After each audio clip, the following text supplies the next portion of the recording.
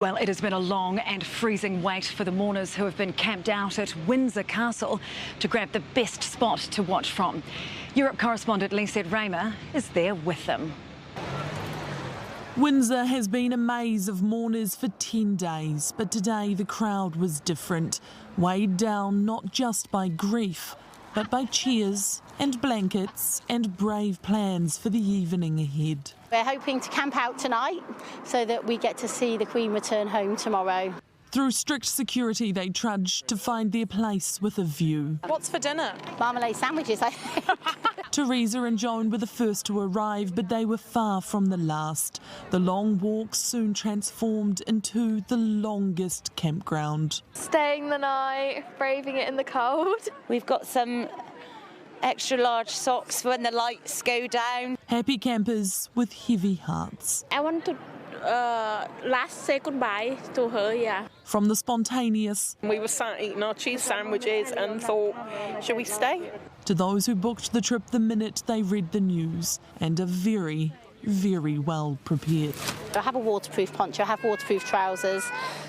I have enough food to feed the army. Which is lucky because the army is coming. This is going to be a huge event for the town, arguably the largest event in living memory in Windsor, and we are truly honoured and humbled that the Queen's final journey will be through the town where she's laid to rest. The clue is in her name, Elizabeth Windsor.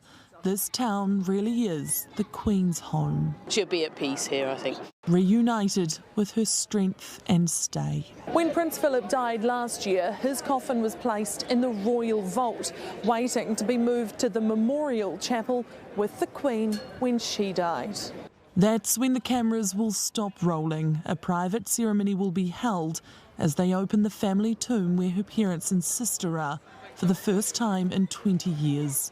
The wider chapel houses 45 royals. Her mother and father and grandparents and great-grandparents and great-great-grandparents, they're here, it's the right place for her. It's a monumental, emotional and logistical undertaking, carefully guided by town ambassadors who have been planning for this day since they were first recruited a decade ago.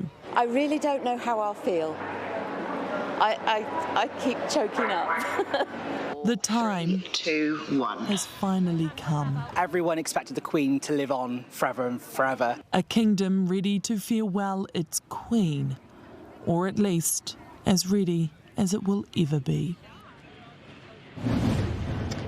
Well, Lisette Raymer joins us now live from Windsor. Kia ora, Lisette. And are the crowds already building there?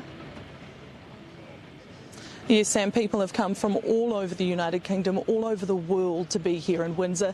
I think a lot of people expected it to be the less crowded alternative to Buckingham Palace, but it is already obvious that this town is going to be completely overwhelmed today. It has been busy all week. There has been a real sense of sadness, at times even a sense of celebration of a life well lived. But this morning, the feeling is different. There is a growing sense of nervousness, really. People here have been preparing for this day for decades. People here feel so incredibly close to the Queen. She was their neighbour. For many, she felt like family, and everybody here is so desperate for today to go perfectly for her. They want to give her the homecoming and the send-off that she deserves, and tens of thousands of people are already turning up to ensure that she is.